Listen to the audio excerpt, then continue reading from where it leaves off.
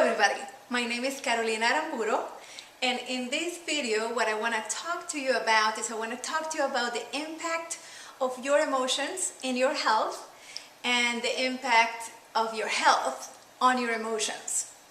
So first of all, if you haven't watched my videos, and this is your first video that you're visiting in my channel, please go ahead and pause this video and watch my health proposal number 1 and health proposal number 2. That is going to put this video way more into context and it's going to make a difference. By the way, all my videos are free, so please go ahead and watch them all if you wish in my YouTube channel. Now, this particular video is backed up in information by a newsletter. The newsletter is also free and it's in my fan page. You will find a link right below the video. So my request is if you would please read that newsletter. The newsletter, you can request it, I'll send it to you by email, and as I said, there is no cost to any of it. I'm just committed that you get as much information as possible that can make a difference in your health today. So the impact of emotions in your health is way beyond what most people know and calculate. There has been a lot of research, there is a lot of scientific information, but given that you can read all that in the newsletter, I'm not going to go through all of that. I'm just going to give you a little preview. I'm hoping that the preview is enough to entice you, to provoke you to actually read the newsletter. So, and by the way, I'm not selling you on anything. I'm just committed to make a difference. People are making a difference for me and everything that I'm learning about health, and I'm committed to make a difference for you. So there's nothing you need to worry about sales. Just relax, breathe deeply, and let's make a difference for each other. So your emotions have a huge impact on your health, and that has been proven a lot over the years. Like, for example, being angry. You know, the particular emotion called anger and upset and all that realm of emotions have a huge negative impact in your cardiovascular system, in your blood, in your heart, in your blood pressure, and all that is related to that. And it has an impact on the rest of your body too. It has an impact on your immune system, it has an impact on lots of things. But that is, for example, a fact that is a little bit known. Another fact that is known is that being anxious, being stressed makes a difference, for example, in the levels of sugar in your blood. Now, some people, we're not aware of that, right? Some people are very, very aware of that. If you speak to someone that has diabetes, they know that it's very connected, that sometimes, they'll be anxious, upset, a little bit sad, a little bit jittery, if you like, and it has to do with the sugar in their blood, the sugar level in their blood. Now, people know that negative emotions impact your health, and it totally does, big time, to the point that, with stress, for example, or with anger, with worry, with sadness, with all those emotions, negative emotions, I'm going to call them that way. Anyway, that whole realm of emotions impact your health way more than what you calculate.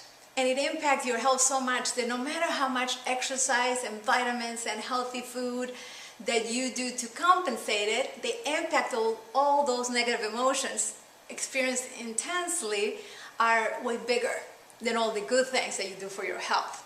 Now, that's one side of the equation that I want you to start thinking about. Now, the other side of the equation is that when your health is not like, you're not really, really healthy, that produces a lot of negative emotions. So it's not only emotions impacting your health, it's also your health impacts your emotions.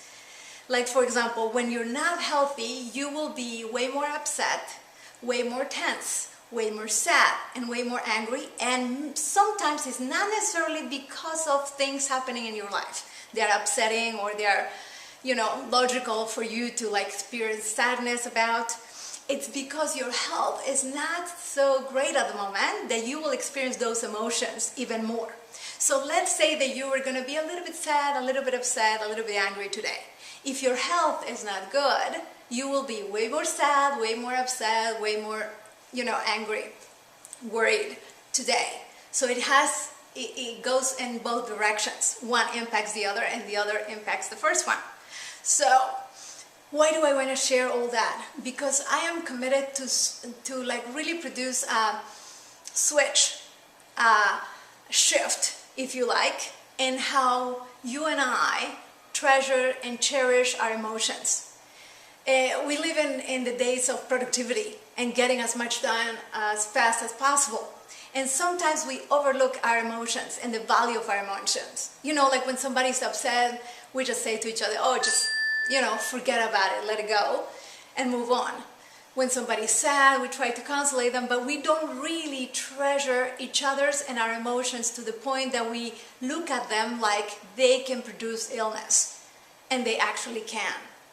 So I'm inviting you to cherish yourself, to listen to your body and listen to your emotional balance as important as you listen to your, blood pressure.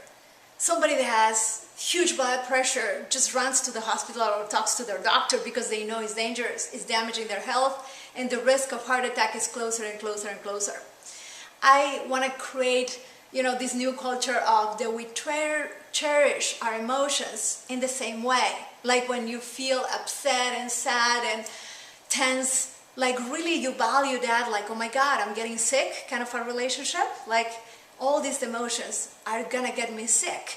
There is something I need to do right now. Like it's more important that completing this piece of work that I'm doing. It's more important to stop, breathe, find things in my mind that make me happy so I can bring that experience of joy into my life, not just in a psychological way, but in a physiological way.